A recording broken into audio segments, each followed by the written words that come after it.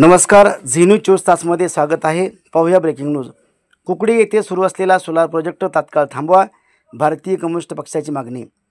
याविषयी अधिक माहिती अशी की भोकरदन तालुक्यातील वाकडी कुकडी येथील दलित भूमिहीन गायरान कास्तकार आदिवासी हे गेल्या 40 ते 45 वर्षापासून मौजे कुकडी तालुका भोकरदन येथील गायरान जमीन गट क्रमांक 226 मध्ये अतिक्रमण करून जमीन कसत असून यामध्ये गेल्या 45 वर्षापासून पीक पिकवत असून आपली उपजीविका भागवत आहे. आज रोजी सदरील गावातील व्यक्ती व सोलार प्रोजेक्ट कंपनीने यामध्ये कुठलीही शासकीय संमती न घेता गायरान जमीन कसत असलेल्या गायरान धारकाची संमती न घेता कोणतीही पूर्व सूचना न देता सोलार प्रोजेक्टचे काम सुरू केले आहे. सदरील प्रोजेक्टची सविस्तर चौकशी करून काम थांबवण्यात यावे व कुकडी वाकडी गावातील दलित भूमिहीन गायरान धारक आदिवासी लोकांच्या नावे गायरान जमीन करून 40 लोकांना जमीन देण्यात यावी अशी मागणी जिल्हाधिकारी जालना यांच्याकडे निवेदन देऊन करण्यात आली आहे.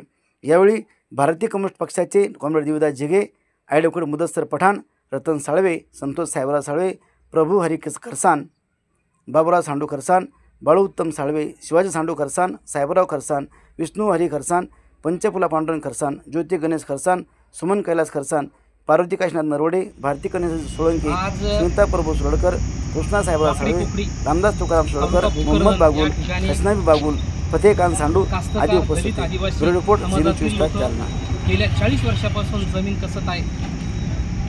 यांच्या या अज्ञानपणामुळे, शिक्षण नसल्यामुळे व मार्गदर्शन नसल्यामुळे या लोकांना सातबारा मिळवून घेण्यासाठी ज्या काही अडचणी आतापर्यंत आल्यात त्या अडचणीवर मात करण्यासाठी आज भारतीय कम्युनिस्ट पक्षाच्या वतीने जिल्हाधिकारी यांना निवेदन देण्यात आले. ज्या जमिनी आहेत त्या जमिनीवरती शासनाने या गरीब शेतकऱ्यावर अन्याय करण्याचं काम सुरू केलेलं आहे. त्या ठिकाणी सोलर प्रोजेक्ट सुरू केला असून आज 40 कुटुंबावरती उपासमारीची वेळ आलेली आहे.